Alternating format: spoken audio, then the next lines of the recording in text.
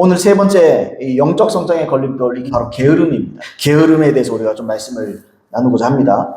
사람은 자기가 원하는 것을 얻게 된다. 이런 영적인 원리가 있습니다. 사람은 원해야 얻습니다. 영적인 것은 우리가 갈망하면 결국에는 얻게 된다. 뭐 이런 이야기입니다. 그런데 동시에 오늘 본문의 말씀에 이렇게 말했죠. 게으른 자는 마음으로 원하여도 얻지 못하나 부지런한 자의 마음은 풍족함을 얻느니라. 여러분, 하나님의 성품의 여러 가지 특징들이 있잖아요. 여러분, 그 중에 하나님은 어떤 분입니까? 하나님은 사랑이라. 하나님은 사랑입니다. 하나님은 자비로움, 자애롭고 인애로움. 근데 또한 하나님은 그 세상 사람들이 자꾸, 세상 사람들도 그렇고 교회에서도 자꾸 하나님의 인자하심만 강조합니다. 근데 그렇지만은 않아요. 하나님은요, 공의로운 분입니다. 그리고 하나님은 하나님의 말씀을 절대로 거스르지 않아요. 하나님은 하나님의 말씀을 그대로 성취하시고 그대로 이루십니다. 하나님은 실수가 없으세요. 하나님이 하신 말씀에 뭐 덧붙여 말하거나 이런 게 없습니다. 그냥 말씀하시는 그대로예요. 그러니까 이런 거죠. 사람들이 그냥 원하는 것을 얻게 된다 이런 말이 있지만 그냥 마냥 원한다고 해서 무엇이든지 얻을 수가 없어요. 무슨 말이냐? 반드시 원함은 부지런함과 함께 가야 돼요. 원하면 부지런해야 돼요. 원함 가지면 안 돼요. 원한다면 부지런해야 되는 거죠. 그래야 원하는 것을 얻게 됩니다. 부지런한 자의 마음은 풍족함을 얻느니라. 결국에는 게으른 자는 마음으로 원하여도 이런 말이 뭡니까? 부지런한 자는 어떤 사람이에요? 마음으로 원하면서 부지런한 거예요. 그걸 얻기 위해서 노력한다는 말입니다. 자, 우리의 영적인 성장도 똑같습니다. 우리가 잘해야 되겠다. 열심히 잘해야지 원합니다. 기도한다고 되는 게 아니에요. 뭔가를 해야 되는 거죠. 자, 김남준 목사님이 게으른 사람들의 특징에 대해서 이렇게 썼습니다. 게으른 사람에게는 기본적으로 자기 속에 있는 무엇을 쏟아내거나 자기가 가지고 있는 체력을 소진하거나 자기가 가지고 있는 물질을 헌신하거나 해서라도 뭔가를 이루어야 하겠다는 목표가 없습니다. 물론 게으른 사람에게도 꿈은 있습니다. 그에게도 자신이 되고자 하는 모습이 있고 이루고 싶은 무언가가 존재할 것입니다. 그러나 그것을 목표라고 부를 수 있는 것은 아닙니다. 목표라고 하는 것은 자기를 불태워서 매진하는 실제적인 삶을 불러일으킬 수 있을 때 비로소 목표가 되는 것이지, 그것을 위한 실제적인 삶은 싫고 단지 그것 자체만 원할 뿐이라면 그것은 한낱 희망사항에 불과합니다. 진짜 목표가 뭐냐? 목표가 있고 그냥 원하는 게 있다. 이거죠. 이처럼 게으름의 원인이 뭘까요? 이 말이 말하는 게 뭡니까? 게으름의 원인이 뭐냐? 목표의 부재다. 목표가 없다, 이 사람. 목표가 없으니까 동기부여가 안 되는 거예요. 제가 옛날에 알던, 되게 친한 건 아니고 그냥 아는 사람입니다. 그분이 꿈이 성우가 되는 거예요. 근데 내가 보니까 목소리도 그렇거니와 노력을 하는 걸 본 적이 없어요. 노력을 해야, 학원을 다니든지 뭔가 전문적인 어떤 활동을 해야 되는데 자기 꿈은 성우가 되는 거예요. 몰라요. 영화를 많이 봤고 애니메이션을 많이 봤는지 몰라도 자기가 되고 싶은 건 성우가 꼭 되고 싶대요. 근데 내가 봤을 때 노력이 없어요. 하나도 여기에 투자를 안 합니다. 매진하지 않아요? 그건 목표가 아니에요. 그거는 꿈이 아니에요. 그건 희망사항입니다. 난 이렇게 되었으면 좋겠다. 요 정도인 거지, 되면 되고 아니면 어쩔 수 없고, 여러분, 이건 목표가 아니에요. 사람들이 자기가 목표가 있다고 하지만 사실 많은 경우에 희망사항이 불과해요. 우리의 영적 성장, 우리의 구원도 마찬가지입니다. 우리의 구원이 목표로 삼고 살지 않으면 똑같은 거죠. 여러분, 구원은요, 꿈이 아닙니다. 구원은 그냥 희망사항이 돼버리면 안 돼요. 영혼 구원은. 우리 영적 성장은 희망사항이 되면 안 됩니다. 그죠? 김남준 목사님이 지적하신 것처럼 목표는 어떤 것을 얻기 위해서 자기를 불태우는 겁니다. 물질도 썼고 시간도 썼고 모든 걸 다 때려붓는 거예요. 내가 뭔가를 얻기 위해서. 내가 내 그 목표로 하는 어떤 것을 얻기 위해서 내 모든 것을 다 쏟아내는 겁니다. 그죠? 이게 목표라는 거예요. 자기 자신을 내려놓는 겁니다. 이걸 성경에서 갈망이라고 불러요. 갈망. 그냥 원하는 거하고 갈망이랑 다릅니다. 갈망은요, 내 목숨을 거는 거. 목숨 안에 뭐가 있으니까 내 물질도 있고 시간도 있고 내 모든 인생이 있잖아요. 시간 좀 나면 시간 좀 내고 이런 게 아니에요. 목숨을 다 쏟아붓는 겁니다. 자, 이런 걸 우리가 갈망이라 부르고 이런 것을 우리가 목표라고 부르는 겁니다. 여러분, 그러면 그리스도인들에게는 무엇이 목표여야 되는가? 왜냐하면 그리스도인들 중에도 게으른 사람이 많아요. 왜 게으른가? 목표의 문제다. 그럼 그리스도인들의 목표는 뭐여야 되느냐? 이거죠. 여러분, 사도 바울은요, 자기 일생의 최고의 목표, 최고의 자신의 목표에 위해서 자기가 달려간다, 그렇게 표현해요. 빌립보서 3장 14절을 보시면 표대를 향하여 그리스도 예수 안에서 하나님이 위해서 부르신 부름의 상을 위하여 달려가노라. 표대를 향한다. 이게 목표라는 말이에요.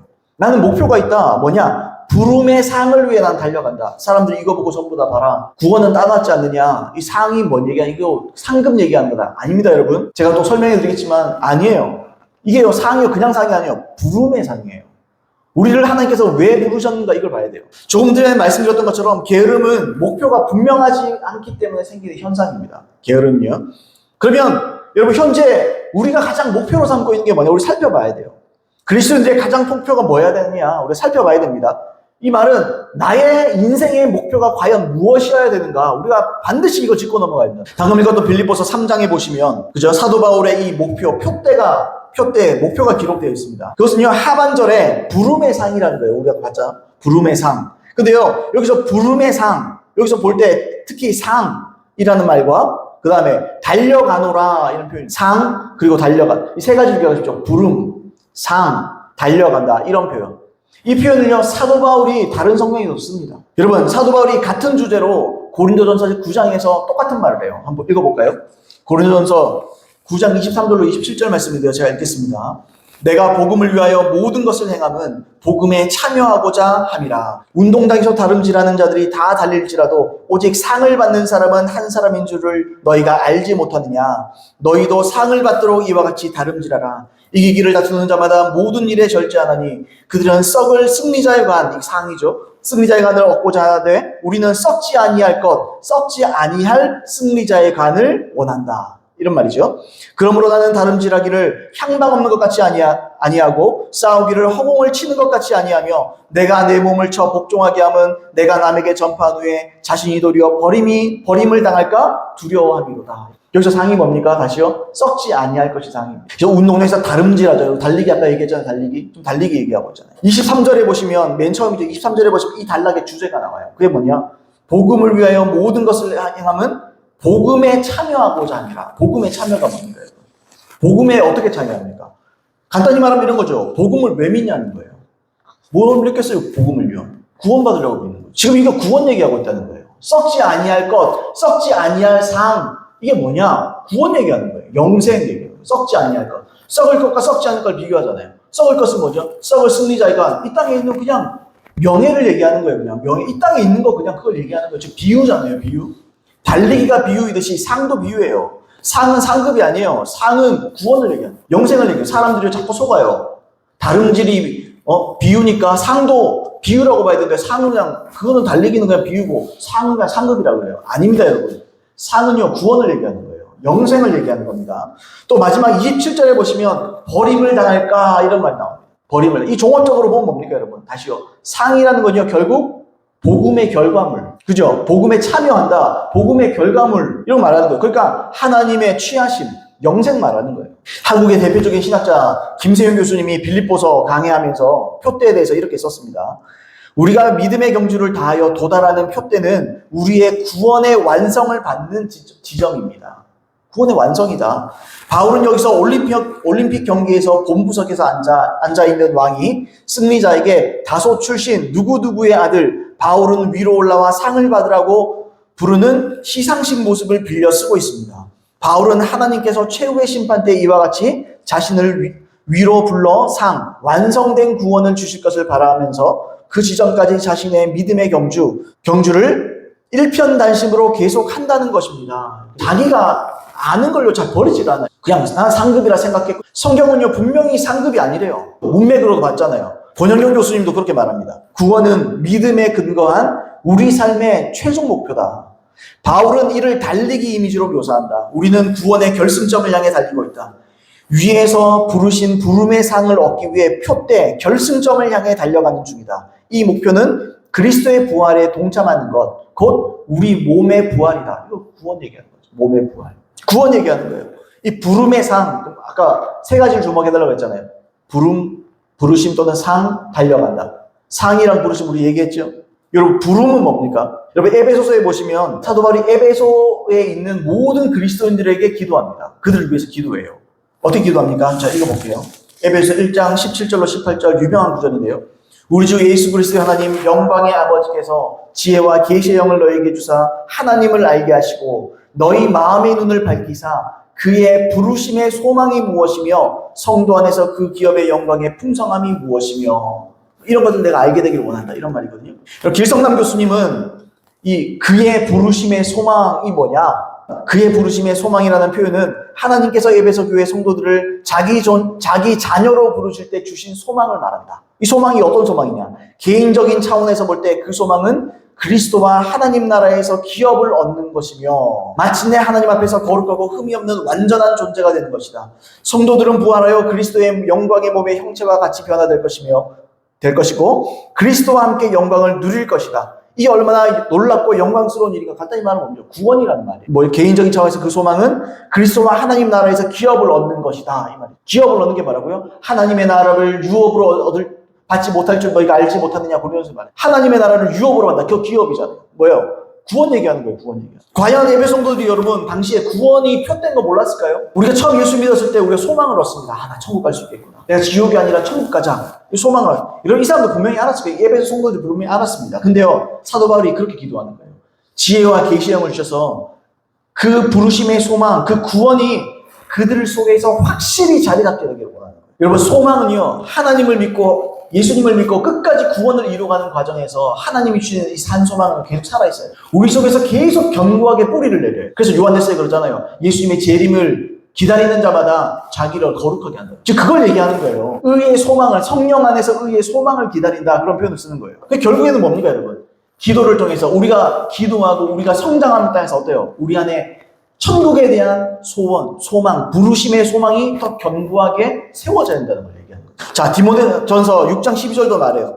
믿음의 선한 싸움을 싸우라. 영생을 취하라. 이를 위하여 내가 부르심을 받았고 영생을 취하라. 영생을 얻기 위해 네가 부르심을 받았다. 그 부르심이 뭐라고요? 부르심은 영생이라는 거예요. 부르심의 소망은요, 영생 얻는 겁니다. 영생.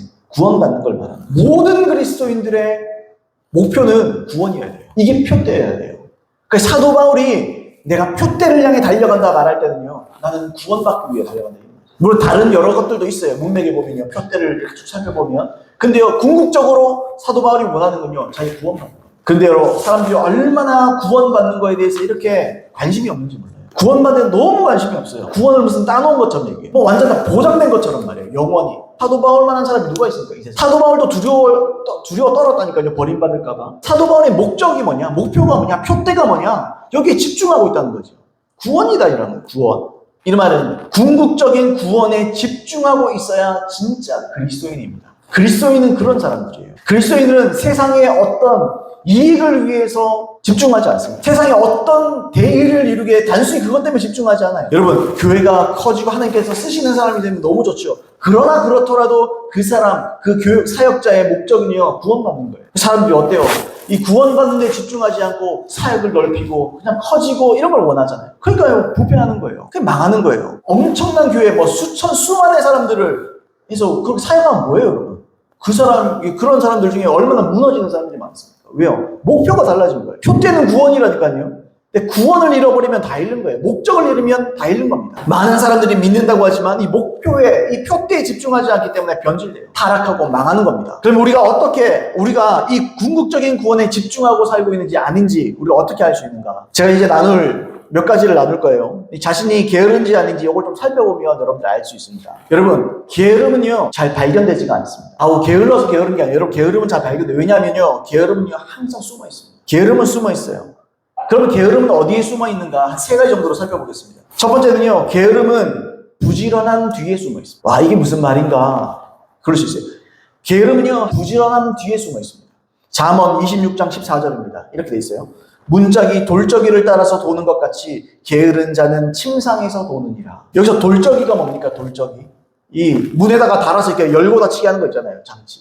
영어로 힌지라고 해요. 힌지. 우리 좀 경첩 배워요. 경첩. 이 닫히는 거 있잖아요. 이게 이 돌적이에요. 돌적이.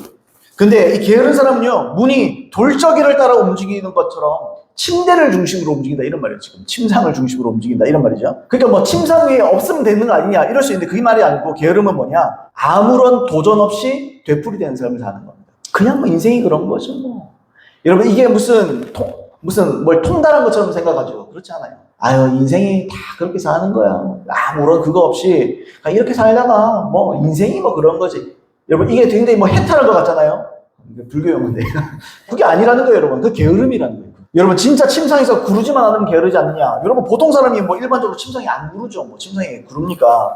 대부분 그럴 거예요. 나는 하루 종일 뭐 할 일도 많고 분주하고 열심히 살기 때문에 난 부지런하다. 난 게으르지 않다. 이렇게 여겨요. 그렇게 생각하기 마련입니다. 그런데 제 아무리 분주하게 살고 열심히 살고 있어도 분명한 목표가 없이 산다면 그 사람은 게으른 사람입니다. 김남준 목사님이 이렇게 썼습니다. 좀 긴 내용인데요. 한번 읽어보겠습니다. 한번 잘 들어보세요. 정말로 하루 종일 아무 일도 안 하고 침상을 구르면서 지내는 사람은 소수입니다. 성경이 지적하는 게으른 사람들은 그들뿐 아니라 매일매일 바쁘게 살지만 그저 정해진 자신의 일과 속에서 생각 없이 습관적으로 살고 있는 사람들까지를 포함합니다. 생각해 보십시오. 돌적에 의해 문틀에 단단히 붙들린 문도 가만히 있지 않고 쉴 새 없이 열렸다 닫혔다를 반복합니다. 그죠? 왔다 갔다 하잖아요. 그때마다 돌적이를 따라 돕니다. 그러나 아무런 변화도 없습니다. 그냥 반복적으로 움직일 뿐입니다. 바쁘게 산다고 해서 모두 하나님 앞에서 부지런한 것이 아닙니다. 자기가 무엇을 하고 있고 왜 그것을 하고 있으며 그것을 통해서 하나님께서 어떻게 영광 받으시는지를 모르면서 분주하게 사는 것은 무늬 돌적이를 따라 단지 바쁘게 도는 것 같은 삶을 살 뿐입니다. 육체적으로 볼 때는 게으른 삶이 아니지만 내면의 영적 세계는 하루 종일 침상을 구르는 사람보다 크게 나을 것이 없습니다. 왜 사는지 모르고 어떻게 살아야 하나님 앞에 영광을 돌리는지도 모르며 그렇게 살아가는 동안 자신의 영혼은 어떻게 되어가고 있는지도 모르며 그저 반복하며 매일의 일과를 되풀이할 뿐입니다. 역설적이지만 분명하고 올바른 목표 없이 사는 사람들은 바쁘다는 핑계로 하나님 앞에서 게으르게 살기도 합니다. 바쁘다는 핑계로 영적으로는 침상 위를 구르며 사는 삶을 방관하는 것입니다. 그들은 바쁘다는 핑계로 기도도 하지 않고 성경도 읽지 않습니다. 여러분은 목표를 가지고 사십니까? 분명한 목표를 가지고 신앙생활 하십니까?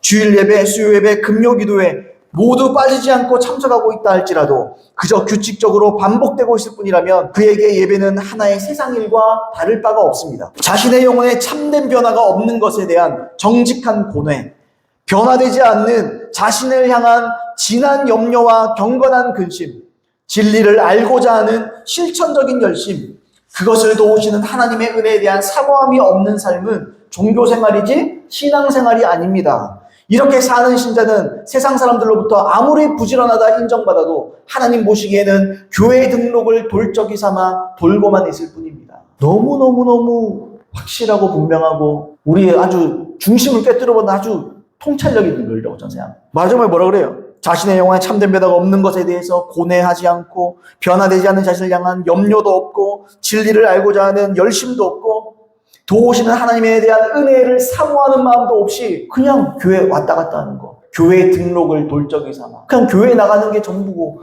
교회 왔다 갔다 성경책 들고 왔다 갔다 하는 게 그게 하나님 보시기에 뭐가 부지런한 것이냐. 그건 게으른 것이라는 거예요. 이 사람이 다른 일로 분주하다고 해서 게으르지 않은 게 아니에요. 그것을 넘어서 종교생활을 열심히 하고 있다고 해서 부지런한 게 아니에요. 본질적이고 가장 중요한 일에 집중하고 있지 않다면 제 아무리 바빠도 게으른 사람입니다. 자, 두 번째로 게으름은 자기 합리화 속에 숨어 있습니다. 게으름은 자기 합리화 속에 숨어 있습니다. 게으른 사람의 여러 특징들이 있습니다. 그 중에 가장 눈에 띄는 특징이 하나 있어요. 핑계가 많습니다. 게으른 사람의 특징은요, 핑계가 많아요. 자기 나름대로 합리화해서요, 자기가 해야 할 일을 회피하는 거예요. 그래서 핑계거리를 찾는 거죠. 내가 이래서 못했고 저래서 못했고 이래서 안 되고 저래서 안 되고 오늘 너무 피곤해서 오늘은 다른 할 일이 좀 많으니까 많이 했으니까 좀 쉬어야겠다. 여러분 게으른 사람은요 핑계가 많아요. 반드시 해야 되는 일이 있어도 그 일을 하지 않을 명분 찾기가 바빠요. 게으른 사람은요 몸은 게을러요. 그런데 핑계하는 입은 게으르지 않습니다. 입은 바빠요. 핑계거리 명분을 찾는 데는 굉장히 분주합니다. 여러분 제가 지금 없는 말 아니에요. 성경에 그대로 말해요. 잠언 22장 13절 말씀에 게으른 자는 말하기를 사자가 밖에 있은즉 내가 나가면 거리에서 찢기겠다 하느니라. 또요 26장 13절 게으른 자는 길에 사자가 있다 거리에 사자가 있다 하느니라. 여러분 거리에 나가면 사자가 있습니까? 구약시대는 요즘과 다르게 거리에 사자가 있었을까요? 당연히 아니죠. 사자는요 밀림에 가야 있습니다. 밀림의 왕이 사자는요 밀림에나 가야 있어요. 그런데 뭐를 말해요? 게으른 사람은 움직이지 않을, 행동하지 않을, 하나님 뜻에 순종하지 않을 구실을 찾는다. 내가 이러면 저럴까봐, 이러면 저렇게 될까봐, 이렇게 하면 어떻게 될까봐. 일어나지도 않은 일을 말도 안 되는 비상식적인 자기한테는 합리화가 되겠죠. 다른 사람들은요 갸우뚱하는 거예요. 그거 무슨 상관 있어? 자기의 주관적인, 자기 나름대로의 핑계를 통해서 다른 사람을 안 속을지 모르고 자기는 거기에 속는 거예요. 자기가 스스로를 속이는 거죠. 여러분, 게으른 사람은요, 순종의 대상이 하나님이고 또 하나님의 말씀이라고 해도 순종하지 않는 핑계를 또 찾습니다. 나는 어릴 때부터 자라온 환경이 그래서, 내 환경 때문에, 나는 원래 좀 이성적인 사람이라서, 나는 점점점. 모든 판단의 기준이 자기예요, 자기. 나는 환경이 어때? 나 이성적이라서. 죄송합니다. 웃기는 소리 하지 마세요. 그러면 뭐 지옥 가면 환경 탓할 거예요? 자기가 결정권 있는 건데. 하나님의 은혜를 왜 주는데요? 환경을 그렇게 살아왔어도 바꿀 수 있는 은혜를 하나님 주시는 거예요. 이성적이라고요? 여러분, 저는 이성적이지 않을 것 같으세요, 여러분? 저도 생각보다 굉장히 이성적입니다. 굉장히 따집니다. 나름대로 합리적이라고 생각합니다. 근데요, 하나님을 내가 만나니까요, 이건 필요 없어요. 내 인생이 사는데 조금 도움이 될 뿐이지요. 하나님을 만나는 데는요, 이성적인 판단이 중요한 게 아니에요. 하나님 말씀이 중요한 거예요. 전부 다 기준이 나예요, 나. 나는 어떻고, 나는 저떻고, 나는 이랬고, 나는 지금 이런 상태고, 나는 지금 화가 나 있고, 나는 지금 피곤하고, 모든 게 초점이 자기예요, 자기. 이런 맥락에서요, 게으른 사람은요, 교만한 사람. 자기중심적인 사람이에요. 여러분, 게으름의 뿌리는요, 교만이에요. 게으름의 뿌리는 교만이에요. 자기가 높아진 거예요.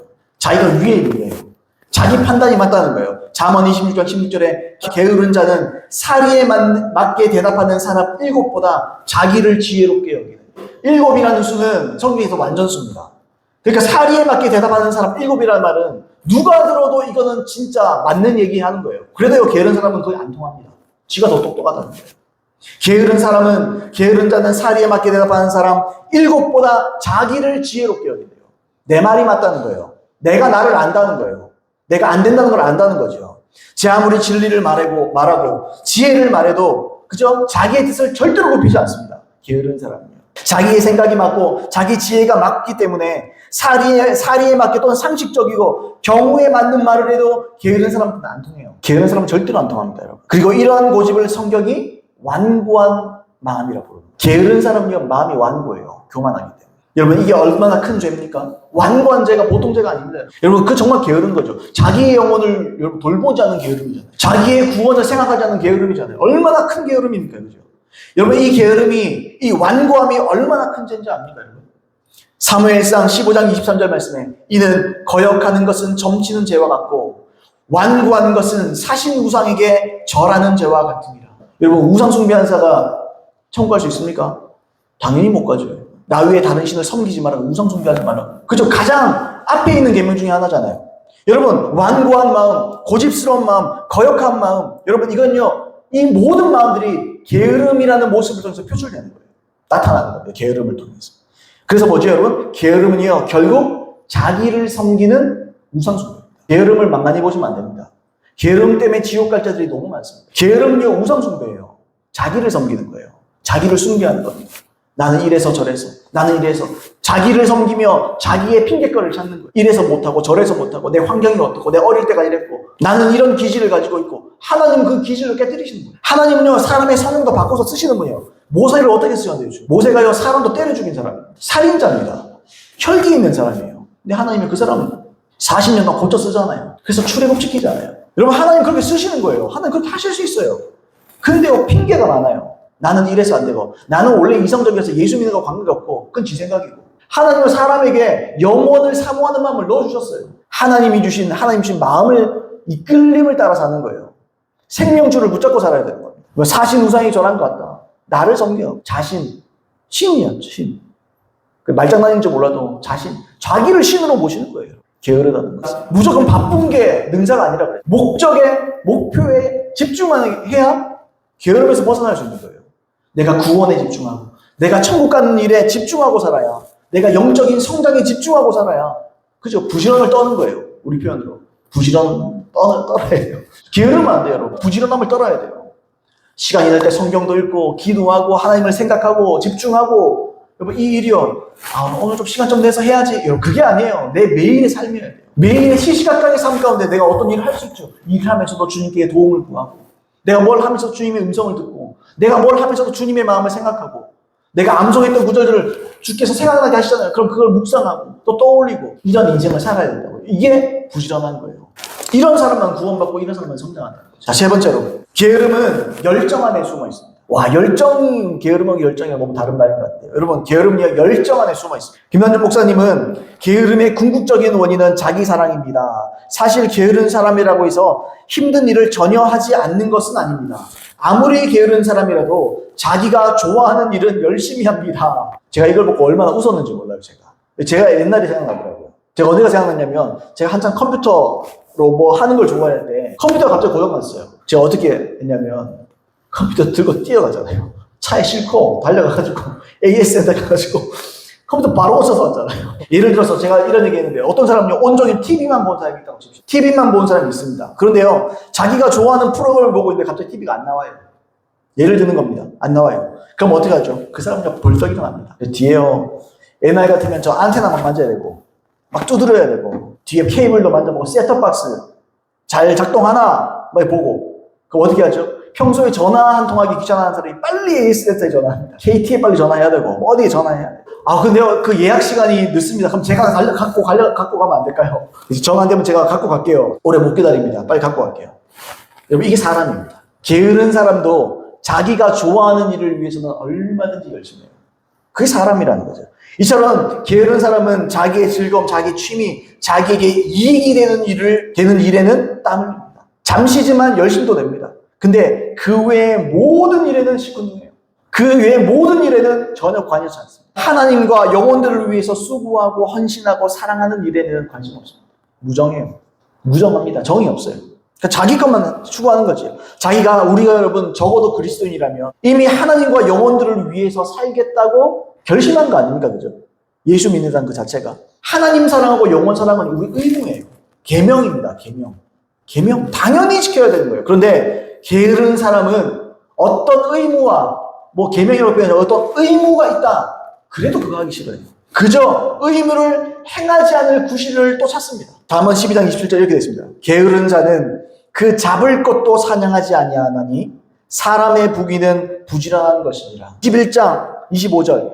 게으른 자의 욕망이 자기를 죽이나니 이는 자기 손으로 일하기를 싫어하니라. 게으른 자의 잡을 것도 사냥하지 않는다. 여러분, 사냥 안 하면 뭐 먹고 살아요? 이거 지금 돈 버는 거 얘기하는 거예요. 먹고 사는 문제를 얘기하는 거예요. 진짜 게으른 사람 어때요? 잡을 것도 사냥하지 않습니다. 자기 손으로 일하기를 싫어. 이 말이 뭐죠? 영적으로 게으른 사람의 이 게으름에 빠진 사람은 어떻습니까? 마땅히 해야 될 의무를 하지 않습니다. 어떻게든 되겠지, 이건. 내가 안 해도 어떻게든 되겠지. 하나님과 영혼들을 향한 사랑에 관심이 없을 뿐 아니라 자기 의지를 발휘해서 은혜 구하는 것조차도 귀찮아요. 지금 먹고 사는 거 얘기했지만 우리를 영적으로 하면 뭡니까? 은혜 받는 것도 얘기하는 거죠. 포함해서. 은혜 받는 것도 귀찮아요. 은혜 받는 일에 시큰둥합니다. 나는 구원 받았는데. 자기의 목표가 구원이 아니잖아요. 근데 은혜가 뭐가 필요해요? 그냥 교회 다니면서 11조나 하면 되지. 여러분, 이런 사람들이 얼마나 많은지 몰라요. 교회 안에 이런 사람들 너무 부지기수입니다. 자기는 가만히 있으면서 다른 사람이 떠먹여주기를 원해. 그냥 갑자기 주어지는 로또 복권 같은 구원을 원합니다. 여러분, 은혜도 복권처럼 안 와요. 은혜는 그런 은혜는 존재하죠. 은혜는요, 하나님의 말씀대로 구하라, 찾으라, 두드리라. 부지런히 구하고 부지런히 찾고 부지런히 구하는 자에게 주어진 게 은혜예요. 그게 은혜예요. 찾는 자에게 주어진 게 은혜입니다. 이게 성경이에요.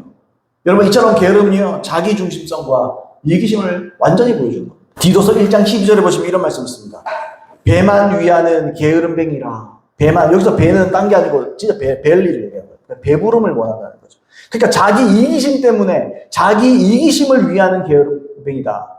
게으름 부리는 사람은요, 자기의 이기심 때문인 거예요. 배만 위한다는 거, 자기 이익만을 추구한다, 그런 의미죠. 자기를 위해서만 산다는 거예요. 자기를 위해서만.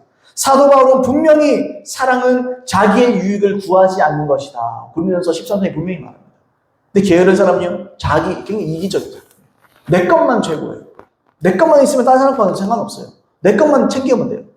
여러분이 가지고 있는 이 게으름의 뿌리에는 자기 사랑이 있다는 거죠. 하나님보다, 영혼보다 나를 더 사랑하는 거예요. 나를 섬기는 사람입니다. 그래서 게으른 거예요. 내가 나의 종이 돼버린 거예요. 여러분, 이 게으른 자를 보시는 하나님의 마음이 어떻습니까? 이 게으른 자를 보시는 하나님의 마음이 어떨까요? 예수님은요, 구주이기 전에 우리의 왕입니다. 우리가 주님을 주님이라고. 우리가 하나님을, 예수님을 주여, 성령님을 주님 이렇게 불러요. 여러분, 이렇게 물어봅시다. 여러분, 부지런한 종이 좋은 종입니까? 게으른 종이 좋은 종입니까? 종은 원래 부지런해야 돼요. 좋은 종이고 자시고 가야 돼요. 종은요, 원래 부지런해야 되는 게 종이에요. 게으른 종은 없다는 거예요, 제 말은. 게으른 종은 존재하지 않는다는 거예요. 게으름은 종이 아니라는 거예요, 제 말. 부지런해야 종인 겁니다. 고린도전서 4장 2절 말씀에 그리고 맡은 자들에게 구할 것은 충성입니다. 원래 종은 충성스러운 겁니다. 여러분, 성경은 게으른 종에 대한 이 주인의 마음, 이 하나님의 마음을 표현했습니다. 어떻게 표현했느냐? 잠언 10장 26절 게으른 자는 그 부리는 사람에게 마치 이의 식초 같고 눈의 연기 같으니. 식초 생각만 해도 막 시큼하잖아요. 눈이 팍 찡그러지잖아요. 그죠? 눈에 연기가 들어가면 사람들이 눈이 막 찌푸르게 되잖아요. 그러니까 괴롭죠. 하나님 보시기에 그런 사람들을 볼 때 하나님께서 눈살을 찌푸르게 한다. 하나님 그 사람 보면 괴롭다. 하나님은 게으른 자를 볼 때 괴롭고 고통스럽다. 이런 말을 지금 표현하는 겁니다. 이렇게 아무렇지 않게 핑계거리나 찾으면서 자기의 의무를 다하지 않고 어물쩡 넘어가는 거, 지금은 괜찮은 것 같죠. 지금은 아무 문제 없는 것 같잖아요. 근데 여러분, 이 괴로움은요, 결국 하나님의 진노를 사게 될 수밖에 없어요. 마태복음 25장 26절로 30절 말씀에 그 주인이 대답하여 이르되 악하고 게으른 종아, 나는 심지 않은 데서 거두고 해치지 않은 데서 모으는 줄을 네가 알았느냐? 그러면 내가 마땅히 내 돈을 취리하는 자들에게 맡겼다가 내가 돌아와서 내 원금과 이자를 받게 하였을 것이니라 하고 그에게 그 1달란트를 빼앗아 10달란트 가진 자에게 주라. 무릇 있는 자는 받아 풍족하게 되고 없는 자는 그 있는 것까지 빼앗기리라. 이 무익한 종을 바깥 어두운 데로 내쫓으라. 거기서 슬피 울며 이를 갈리라 하니라. 어떤 사람이 있습니까? 게으른 종이 있습니다. 악하고 게으른 종이 있고 착하고 성실한 종이 나와. 누가 지옥 간 사람입니까? 악하고 게으른 종. 착하고 충성된 종은요, 오히려 악하고 게으른 종은 게으르게 했던 것을 오히려 맡아요. 그래서 더 많은 것을 행하게 됩니다. 하나님께 더 많은 칭찬도 받고 구원도 받게 됩니다. 근데 여러분, 칭찬 못 받고 상 못 받고 끝나는 게 아니에요. 악하고 게으른 종은 어떻게 됩니까? 이를 바깥 쫓아내버려요. 이 무익한 종을 바깥 어두운 데로 쫓아내라. 내쫓으라. 이게 뭐죠? 지옥 얘기예요. 교만의 결과. 자기 사랑의 결과. 결론을 말씀드립니다. 디모데전서 5장 13절에 보시면 이런 말씀이 있습니다. 또 그들은 게으름을 익혀. 게으름을 익혀. 어떤 물건이 우리 손에 익듯이 손에 익는 물건들이 있죠. 자기가 자주 사용하는 것들. 집에서 도구 같은 거, 국자나 이런 것. 제가 우리 장모님이셨나. 국자 끝이 다 녹아있는 거 댁에서 봤는데 그거를 얼마 전까지 내가 쓴 거 본 것 같은데. 요즘도 쓰시나요? 그걸로. 국자가 이렇게 끝에 플라스틱으로 되어 있는데 이게 다 녹아 없어져가지고 이렇게밖에 못 잡겠는데 그거 쓰시더라고요. 손에 익으니까. 그걸로 이렇게 대충 계량도 하고 뭐 이렇게 하시는 것 같더라고요. 물론 어떤 물건이 우리 손에 있는 걸 잘 쓰잖아요. 그것처럼요, 게으름은요, 익히는 겁니다. 익숙해지는 거예요. 그들은 게으름을 익혀. 게으름은요, 자꾸 익숙해지는 거예요. 게으름은 습관이 되는 겁니다. 게으름은요, 결국 중독되는 거예요. 중독되는 겁니다. 그래서 게으름에 자기가 결심하고 벗어나고 싶어도 못 벗어나요. 게으름이라는 건요. 그렇게 벗어날 수 없는 상황이 옵니다. 왜 그럴까요? 이게 죄이기 때문에. 회개하지 않으면 못 벗어나요. 이게 습관 몇 개 고친다고 되는 문제도 아니에요. 이건요, 중독돼 버리는 겁니다. 이건 습관화돼 버리는 겁니다. 중독되는 거예요. 어떻게 해야 돼요? 이건 회개해야 되는 문제예요. 회개해야 되는 문제. 자기의 우상에서 벗어나야 되는 거예요. 자기 섬기는 그 일에 대해서 우상 숭배에서 벗어나야 되는 거예요. 사도 야고보가 뭐라 그랬습니까? 욕심이 잉태한 즉 죄를 낳고 죄가 장성한 즉 사망을 낳느니라. 그런 말씀입니다. 똑같습니다. 게으름이라는 죄도 장성하면 그리고 익숙해지면 결국에 사망을 낳습니다. 사망을 이르는 죄예요. 게으름이라는 것도. 그래서 여러분, 사도 바울은 게으르지 말라. 좋게 말 안 합니다. 어떻게 말합니까? 데살로니가전서 5장 14절에 또 형제들아 너희를 권하노니 게으른 자들을 권계하며 경고해라. 그들을 경고해라. 목표가 분명하지 않은 사람은요, 아무것도 못 이룹니다. 목표가 분명해야 돼요. 목적이 분명해야 돼요. 여러분의 목표가 뭡니까? 여러분의 삶의 목표가 뭡니까? 목적이 뭡니까? 이거 짚고 넘어가야 됩니다. 뭘 위해서 합니까? 나이 들어서 그냥 살만하게 입에 풀칠하며 살고 뭐 이렇게 위해서 사는 게 인생이 아니잖아요. 그렇게 사는 게 하나님께서 우리를 부르신 목적이 아니에요. 하나님 우리를 왜 부르셨느냐? 나이 들어서 그냥 머리 희끗희끗하게 해서 주일날 정장 다 차려입고 한 손에 성경 끼고 그냥 점잖하게 신앙생활 했다가 죽으면 천국 가는 거 보여줬다고 누가 천국 보여줘야 돼요? 죽을 때까지 우리는 그런 게 아니에요. 죽을 때까지 은혜 구해야 돼요. 내가 이 땅에 있는 모든 삶을 인생을 마무리하는 그날까지 끝까지 달려가야 돼요. 그걸 목적으로 삼고 살아야 되는 거예요. 여러분, 나이가 80 그 이상이 되면 세상에 유혹이 없습니까? 세상에 어려움이 없습니까? 세상에 나를 자극하는 것들이 없을까? 아니에요. 힘없다고 무시하고 돈 없다고 무시하고 그렇게 살잖아요. 여러분, 신앙생활은요 마치 두발 자전거와 같아요. 두발 자전거는요 부지런히 페달을 밟아야 넘어지지 않습니다. 앞으로 가요. 자전거를 게으르게 타는 사람 보셨습니까? 자전거를 게으르게 타는 사람은 없어요.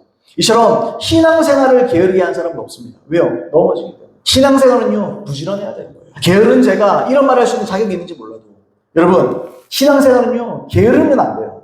자빠지는 거예요. 넘어지나요? 뒤로 물러나 침륜에 빠져버리는 거예요.